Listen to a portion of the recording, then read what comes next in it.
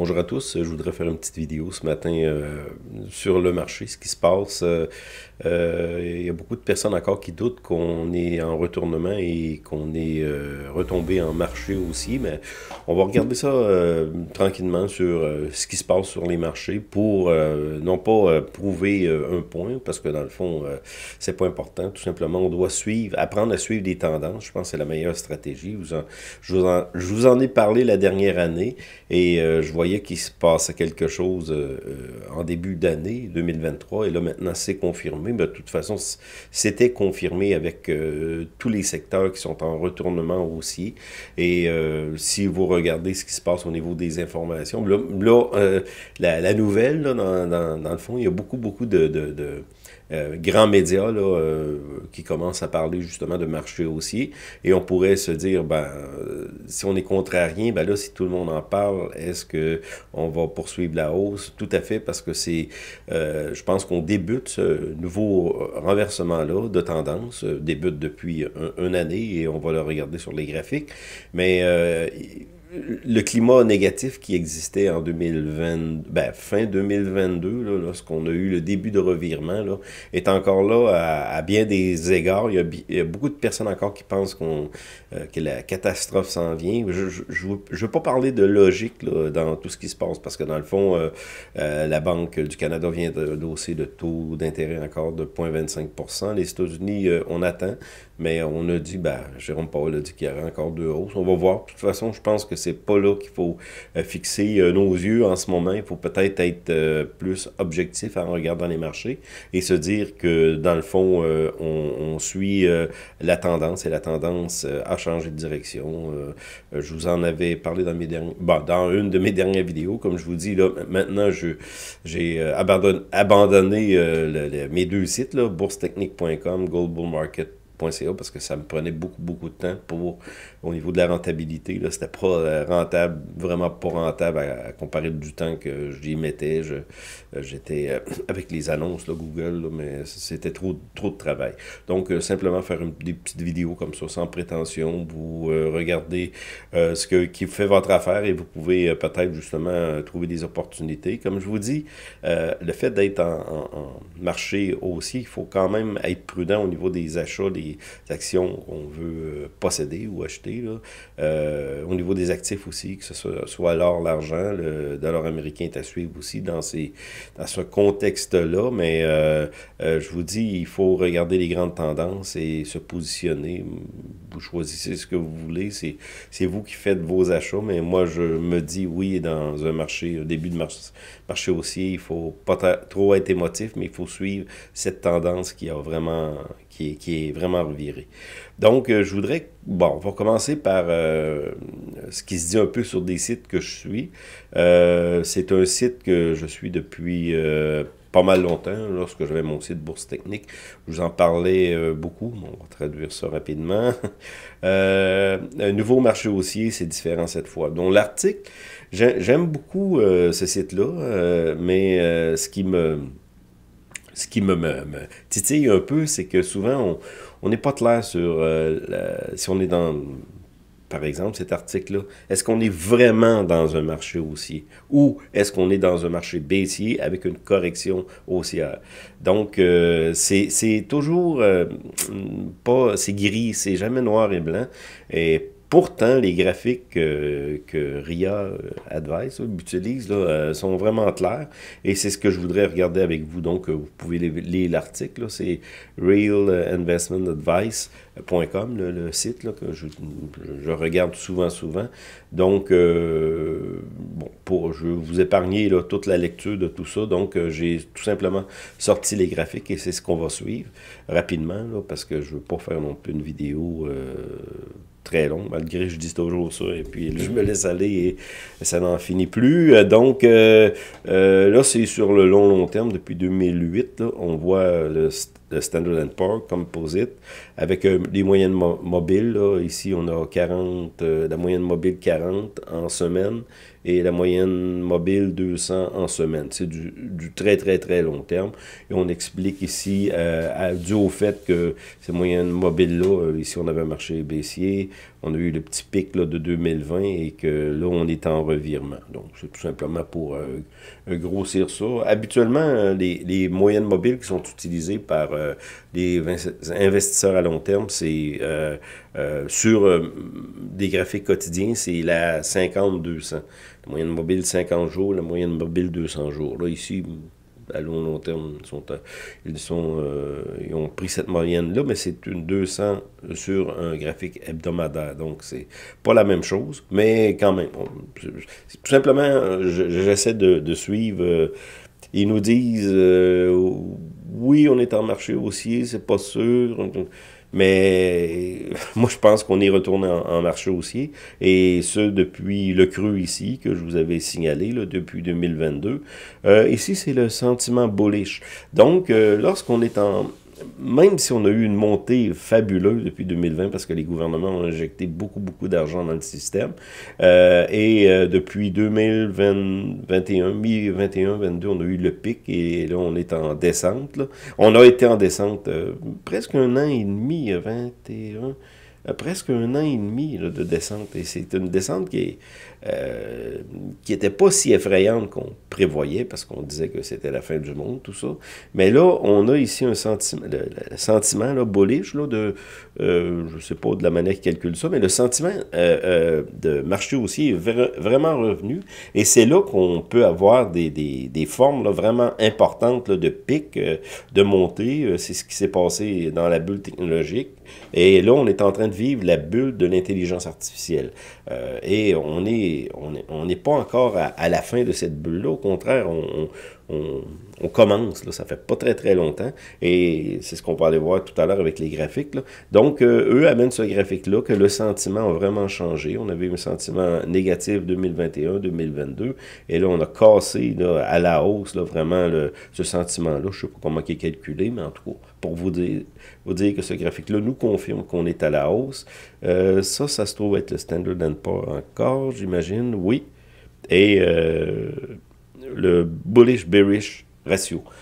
Si vous regardez encore ça, c'est sur le même site, là, c'est les graphiques que j'utilise, c'est le propre graphique qui, eux, sont encore ambigus, là, eux, dans leur formulation là, du marché aussi, retournement vers la hausse, mais par contre, on présente ce marché-là, et là, on est rendu ici, là. Donc, on voit qu'on a vécu un revirement, et où est-ce que ça va conduire, je ne sais pas, mais il y a une chose qui est sûre, c'est que le virement, c'est sur du assez long terme, depuis 2021, et là, le revirement vraiment est très, très fort, et surtout, depuis les 2-3 dernières semaines, là, c'est évident. Moi, j'étais embarqué, je vous avais parlé dans ma dernière vidéo de quelques trackers, j'ai 28% de fait là, rapide comme ça, et puis certains titres sont rendus à 40% de hausse. Je vais vous les montrer, là, c'est que je le percevais, le mouvement là, de hausse, et puis j'avais commencé à acheter des actions au début de l'année, certaines actions que je vous avais présentées, qui sont maintenant très, très en hausse, quelques-unes, mais là, j'ai décidé de peut-être, vu que j'avais moins de temps, d'acheter des trackers, des ETF, là, qui traquent le mouvement, par exemple, du Standard & Poor's, Nasdaq, parce que j'ai moins de temps, tout simplement, et j'ai pas besoin de m'occuper de regarder ça à tous les jours. Donc, j'achète des trackers. Le tracker SPY, qui est une fois, là, qui représente le Standard & Poor's, qui est très, très connu. C'est un des plus gros. C'est pas lui que j'ai choisi de prendre, mais il nous démontre très, très clairement qu'on a changé de tendance. Le tracker ETF QQQ, qui est la représentation du Nasdaq, et on va aller voir ça là, de plus près. Vous allez constater par vous-même que les changements de tendance sont évidentes. Et puis moi, j'ai choisi, j'ai vendu des actions. J'en avais vendu un peu ce printemps parce que, en tout cas, j'avais de l'impôt à payer. Ça me dérangeait pas, mais j'ai revendu un peu d'actions pour payer mes impôts, et j'avais acheté quelque chose d'autre et je l'ai payé, donc avec les actions. Mais là, maintenant, je suis rentré encore dans le marché. Ben, j'étais dans le marché, là, mais j'ai pesé sur la pédale un peu pour racheter des actions, mais des trackers 3 fois, là. Bullish, là. Dans mon cas, c'est clair qu'on est dans un marché haussier et on va aller voir ça tout à l'heure. Donc, un autre graphique présenté dans le même site qui nous montre que le Standard & Poor's a changé de direction ici. Et puis, comme je vous dis, je ne sais pas où ce que ça va nous mener. Je vous avais parlé dans une des vidéos au début d'année qu'on pourrait aller reprendre l'ancien sommet. Et puis après, on va voir quelle sera l'intensité de la course qu'on va vivre. Là. Puis ça, pour le dernier graphique, quand j'ai regardé ça, j'ai trouvé ça intéressant. C'est depuis 1971. On se trouve avoir on a eu une montée. Là, souvent, lorsqu'on on regarde à court terme, on ne voit pas l'ampleur des montées qu'on peut connaître des années de temps. Là, la montée qui a été constatée, bon, on dit, là, ça se trouve... oui, peut-être, c'est déviation. Bon, c'est avec la moyenne mobile 200 jours. Et puis la montée qu'on a eue depuis les années 70-80, regardez, c'est assez impressionnant. 2000, on a eu le crash de l'an 2000 face aux technologies. Là. Et puis dans le fond, les technologies, oui, c'est arrivé, mais sur le tard. On a eu une autre montée jusqu'en 2008 où on a eu le fameux crash là, à cause des maisons, des subprimes. Et depuis 2008, la montée a été très, très, très importante. Ici, on a le petit crash 2020 que je vous ai déjà parlé souvent. Ben, donc, là, ça se trouve être ce qu'on voit, ce qu'on constate. Ces montées-là, la bourse, depuis 30-40 ans, et c'est un peu normal parce que le gouvernement américain injecte de l'argent dans le système constamment. Et puis, la raison pour laquelle il fait ça, c'est pour maintenir les fonds de pension, les marchés. Et puis, on le sait qu'il y a beaucoup, beaucoup de produits dérivés qui sont absolument abominables. On sait tout ça, mais dans le fond, on est dans ce système-là. On vient d'atteindre, la dette américaine vient d'atteindre, je pense, ça vaut peut-être la peine de aller le voir, nationale. Je pense que c'est 34 milliards. On va regarder ça, c'est assez long, excusez, je ne sais pas pourquoi que... 34 milliards, si je ne me trompe pas. Oh, 30...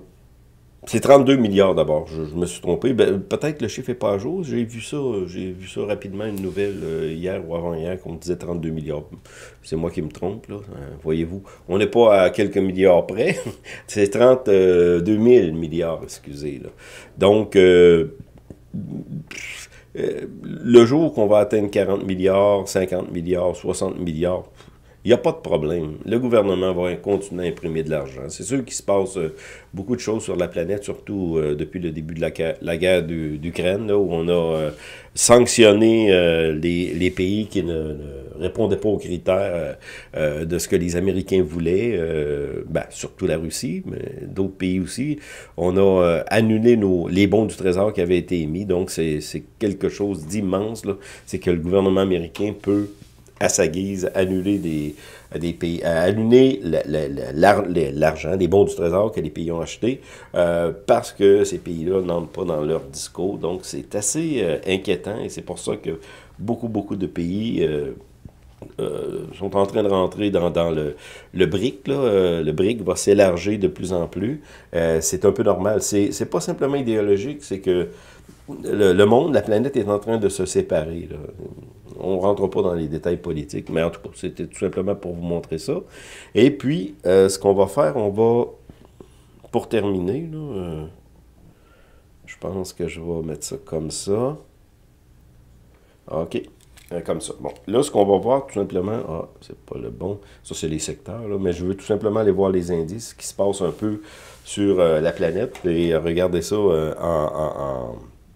dans un grand plan, là.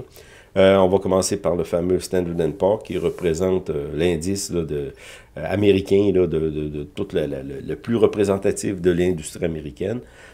Et on peut le regarder à très très long terme pour débuter, ensuite on va aller voir les trackers. Là. Ça c'est pas assez à long terme à mon goût. Regardez, ça c'est assez long peut-être. Je pourrais le mettre, je vais mettre ça mensuel. Pour montrer l'ampleur des montées qu'on... Là, vous voyez qu'on a eu une montée vraiment extraordinaire depuis 2008-2009, comme je vous avais dit. Mais si vous regardez ça, vous vous dites, ben, ça ne peut pas continuer à monter, on va comme casser. Mais regardez. Ah, ça, c'est une montée qu'on a eue, comme je vous avais parlé tout à l'heure, là, de 83-80 jusqu'en 2000, le fameux crash de l'an 2000. Regardez la montée sans regarder les chiffres là, sur le Standard & Poor's. Donc, on va aller voir d'autres montées qui sont assez fabuleuses. Regardez ici de 1950, ça c'est les 30 glorieuses, jusqu'à à peu près 1970-72. On a eu quand même des cassures assez importantes. Donc, ça c'est 1929, là, des montées assez importantes avant d'avoir des crashs importants. Et puis le crash le plus important qu'on a eu, je pense, c'est celui de 2008. Et moi-même, j'étais toujours resté négatif après ça, parce que je me disais, il va y avoir un autre crash ici, c'est pas arrivé. Donc, il a fallu que je me réajuste, même pour comprendre que, dans le fond, les gouvernements américains, le gouvernement américain, et même personne n'a intérêt à ce que les bourses crashent.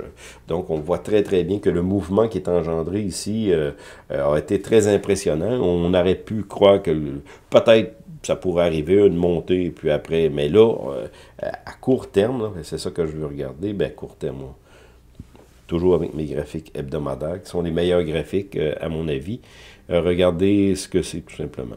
Le Standard & Poor's, là, la montée, on a eu du creux ici, et puis au niveau technique, on appelle ça en W, là, tête et épaule inversée. Donc, on est en montée en ce moment.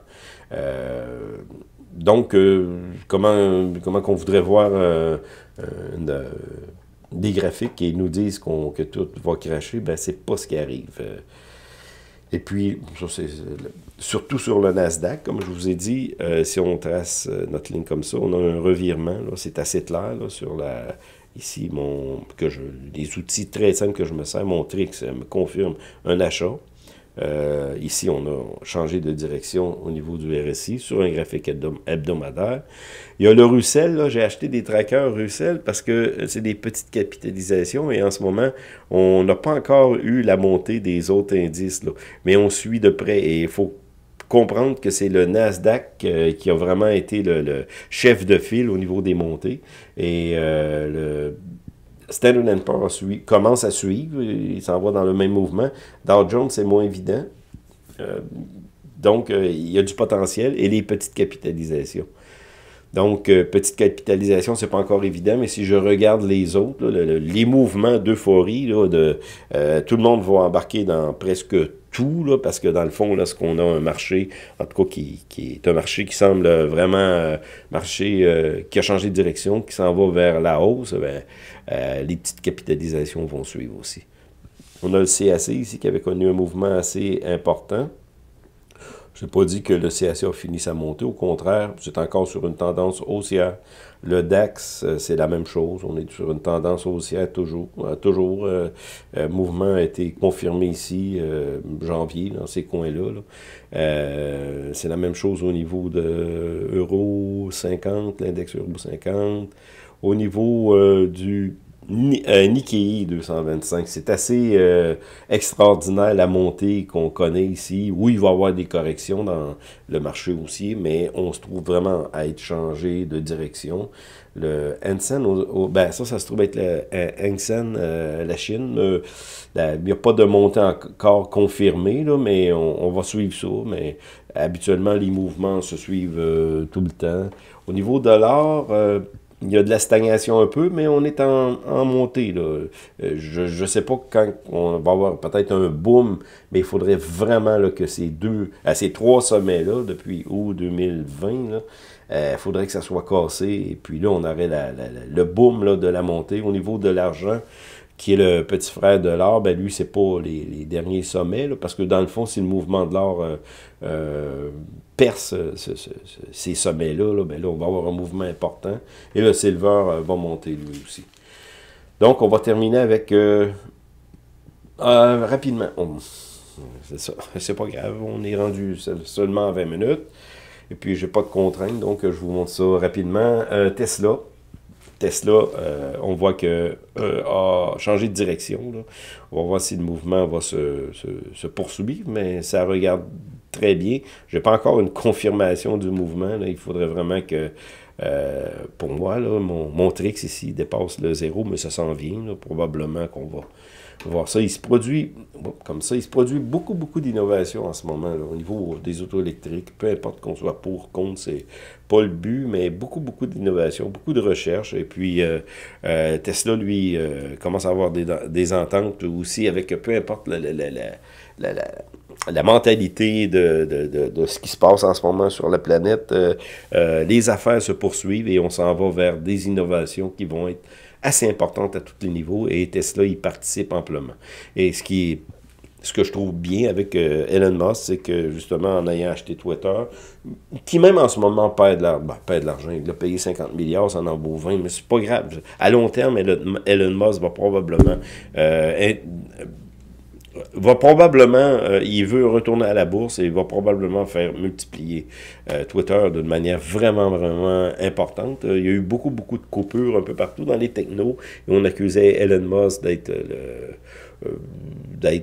d'avoir coupé là, dans le gras, mais Meta a fait la même chose, Google a fait la même chose, toutes les grandes boîtes woke, plus woke ont fait la même chose. Elon Musk a fait ça, a fait le ménage, et Twitter se comporte très, très, très bien. Il faut comprendre que Twitter, beaucoup de journalistes, beaucoup de personnes, même woke, utilisent Twitter, même si on critique Elon Musk. J'aime ce libre-penseur-là, et peu importe que les médias disent, je ne regarde plus les médias traditionnels, ou peut-être je les yeux un peu pour savoir ce qui se passe, et il y en a beaucoup qui sont en train de tomber, puis c'est une bonne chose. Donc pour moi, je ne pleurais pas sur ces médias-là qui, à plusieurs égards, ont menti durant des années. Ben, c'est ça.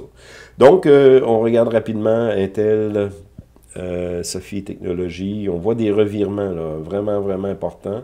Apple, regardez, Apple, on a cassé l'ancien sommet. On va aller vite. Amazon, je pense qu'on a commencé à revirer, mais il n'y a pas bon, en tout cas, c'est sûr, c'est les plus actifs, là, Google. Regardez, mouvement impressionnant. Ça, c'est voyons. Nvidia, là, c'est impressionnant le mouvement, là, où on a une montée vraiment fulgurante, là, ça se trouve être les cartes vidéo, tout ça, super semi-conducteur et tout ça. Donc, oui, on a des mouvements très, très importants. Et comme je vous dis, vu que j'ai moins de temps, moi, j'ai choisi d'aller rapidement comme ça. C'est pas ici, c'est ici. Moi, j'ai décidé d'aller dans des trackers, et des trackers assez audacieux. C'est les quelques trackers que j'ai en ma possession. C'est assez impressionnant. J'avais vu le mouvement, mon système me disait clairement qu'on débutait un mouvement. J'avais commencé à acheter d'autres actions l'an dernier qui avaient reviré, là, mais c'est à peu près à la fin de... Bon, dans ces coins-ci, là. Et puis, j'ai eu un bon succès. Mais là, je suis rentré très, très, très récemment, au mois de juin, dans les trackers. Lui, je suis rentré à peu près ici, là, 28 $. Ça se trouve être le tracker TQQQ qui se trouve à donner 3 fois le mouvement du Nasdaq, là. Donc, celui-là, j'ai aussi les semi-conducteurs. Je regardais un peu ce qui se passait sur le Nasdaq, et semi-conducteur, regardez, un beau mouvement là, qui a cassé ici, qui est assez clair. Là. UPRO qui se trouve, j'avais deux choix, j'avais UPRO et SPXL. Ces deux trackers, là, 3 fois, là, sur le Standard & Poor's. Et je suis rentré dans celui-là. Beau mouvement, là, à peu près en mai, juin. Je suis rentré avant, peut-être un petit peu plus loin. Je suis ici, là, peut-être 42 $. Puis là, c'est rendu. C'est pas parce que c'est encore. Le mouvement va se poursuivre. Là. Quand on suit une tendance, on débute un mouvement et on ne sait pas où ce que ça va nous mener. Donc, mon système et le système de suivi de tendance nous dit clairement, pas simplement sur ces trackers-là, mais un peu sur tout qu'on est en revirement. Et TNA, c'est le dernier que j'ai acheté. On a un mouvement, une entrée là, de volume très, très important. C'est des trackers qui sont très, très populaires parce que, regardez, les 2, 3 dernières semaines, là, on s'attend à un mouvement de cassure ici. Sur le RSI, c'est pas encore débuté d'une manière assez claire. Sur le trick, c'est pas encore débuté d'une manière très, très claire. Mais ici, vu que tous les autres indices ont vraiment changé de mouvement, je m'attends, regardez, on est à peu près ici, là, au niveau du TNA, qui se trouve être les petites capitalisations. Direction Small Cap Bull 3 fois, là, donc ça a marché 3 fois. Puis il y a une autre action que j'ai achetée, ça m'a intéressé, parce que je l'avais trouvé, je vous dis, je l'ai payé à peu près 9 et presque, on va dire 10 $. Et il y a un mouvement très, très impressionnant. Ça se trouve être direction délai Tesla Bull 1.5. C'est pas tout à fait 3, mais 1.5. Ça bouillonne de ce côté-là, j'en reviens vraiment pas. Donc, c'est des beaux mouvements et pour moi, ça... Bon, vous faites ce que vous voulez. Vous pouvez... j'utilise souvent le site Barchart pour justement avoir une vue... avoir la possibilité de trouver des actions à acheter. Là. Donc, vous pouvez acheter des actions directement, mais vous pouvez aller ETF ici et vous allez voir les actions là, qui performent et vous pouvez acheter ce que vous voulez.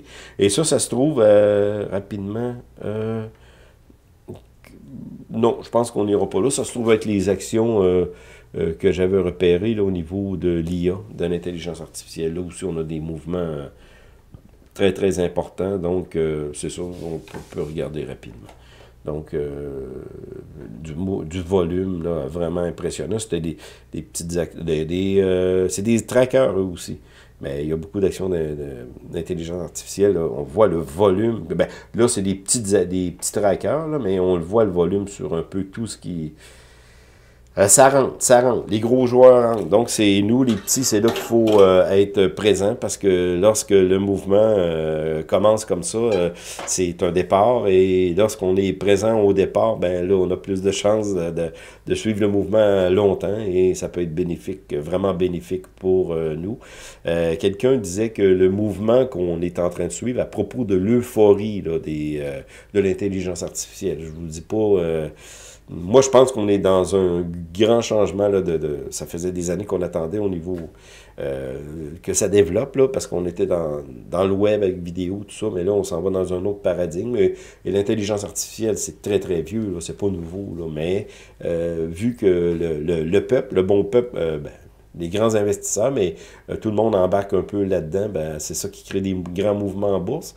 Et aussi, c'est au niveau des technologies, l'auto électrique, qu'on y croit et qu'on n'y croit pas, c'est pas le débat, mais au niveau des batteries, il y a beaucoup, beaucoup de travail qui se fait. Donc, on pourrait avoir un grand mouvement euphorique là, qui pourrait faire monter les bourses, dépasser l'ancien sommet ici, peut-être dépasser, bon, je n'irai pas le voir, mais ou peut-être rapidement comme ça, dépasser l'ancien sommet ici, là, au niveau du Standard & Poor's, au niveau de tout, là, on pourrait dépasser les sommets là, qui ont été, non, comme ça ici, on pourrait dépasser, encore, excusez-moi, on pourrait dépasser les anciens sommets, là, rapidement là, au niveau du Standard & Poor's, Dow Jones peut-être aussi, on va voir. Le sommet n'est pas très difficile à dépasser.